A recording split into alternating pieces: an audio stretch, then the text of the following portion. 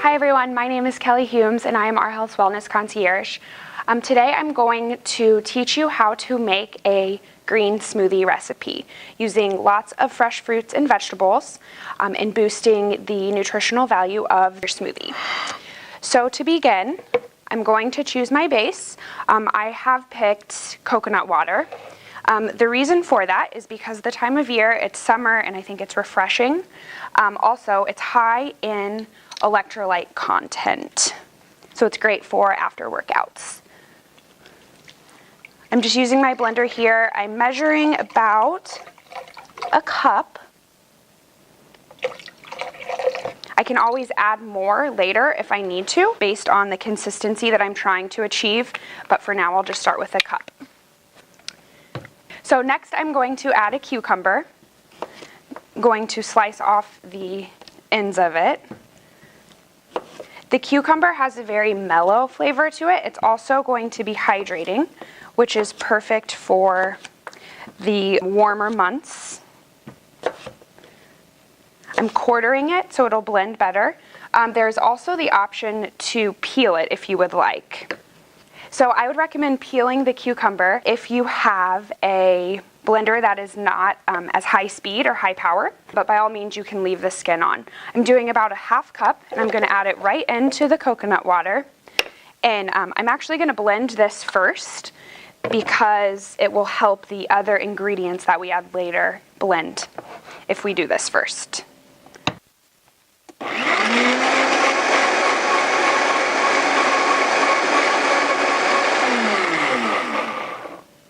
Okay, so we have the cucumber and the coconut water blended, and I'm going to continue to add the other ingredients. We'll go with the fruit first. Here I have a half cup of frozen mango.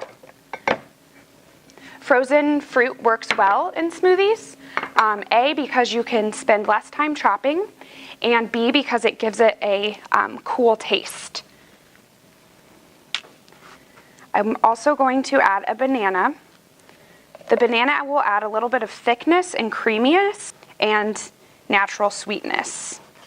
I also have this ripe pear here. I emphasize the ripe because it'll slice more easily and then just taste better. And you can just cut this into chunks. Again, it really just depends upon how fast your blender blends. So I just quartered these halves and I'm going to add them right in with the rest of the fruit.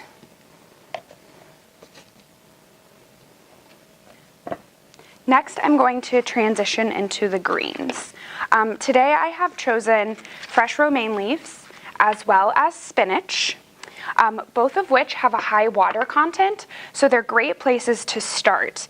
If you have never added greens to your smoothie before or you're looking to, they have high water content, so they're actually going to taste more mild and less bitter than darker leafy greens would. But by all means, if you're accustomed to this, you can move on towards kale, dandelion greens, collard greens, chard. The list really goes on. Romaine and spinach are a great option for kids. If you have children who don't really like vegetables very much, or even family members who don't, this is a great way to make sure that you're getting the fiber, the vitamins, and minerals found in fresh produce. So I have the romaine. I did about 4 leaves or so, which is a handful. And the reason that I recommend doing that is because if you have a hearty handful, like you see here, this is about 1 cup, which is going to be equal to 1 serving. So what you're going to get in this smoothie is up to 7 different fruits and vegetables. So you're really boosting the nutrient content and making sure that your diet is balanced and full of fresh produce. Okay, next I am going to add in chia.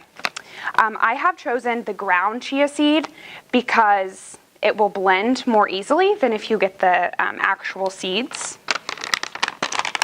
It'll just taste better. It'll be less gritty.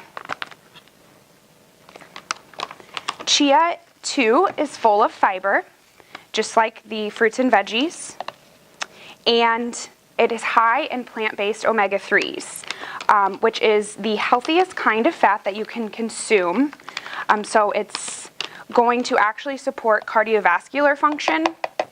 And then the fiber in the chia is going to normalize and facilitate proper digestion. Chia has a very mild flavor, so you can add it to nearly anything, and you will not really taste very much. It won't taste too bitter or seedy, especially with the ground version in smoothies. You can traditionally find chia in most grocery stores today, either in the whole grain section or with the nuts, and then sometimes in the supplement section of the health food store. But again, this is commonly found. I picked this one up at Kroger. All right, moving on. I have fresh spices.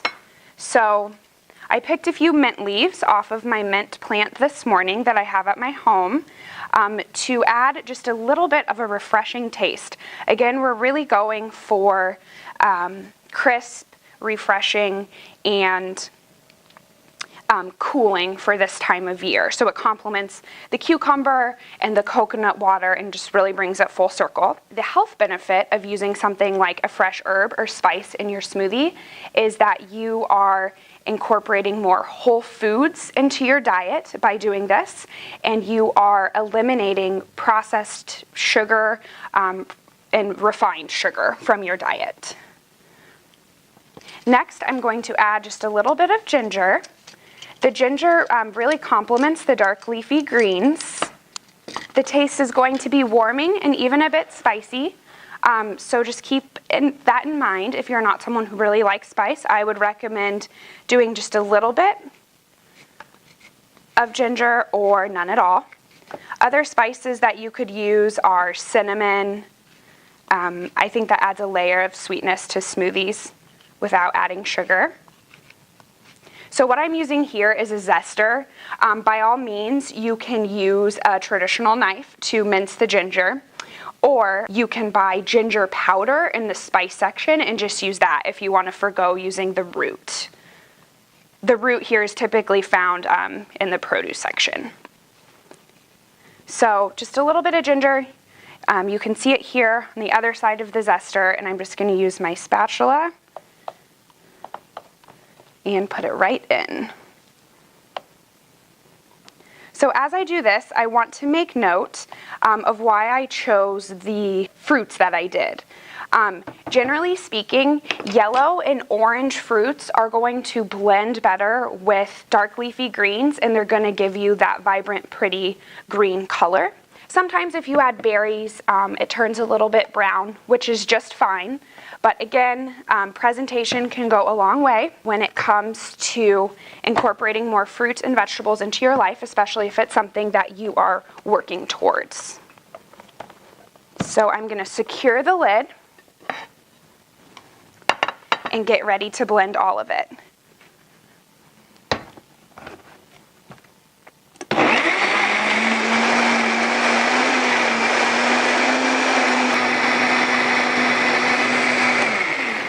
I like to make sure that I blend it really thoroughly because I think that it tastes much better when it is creamy and well blended as opposed to chewy or a little bit rough with all of the fresh produce.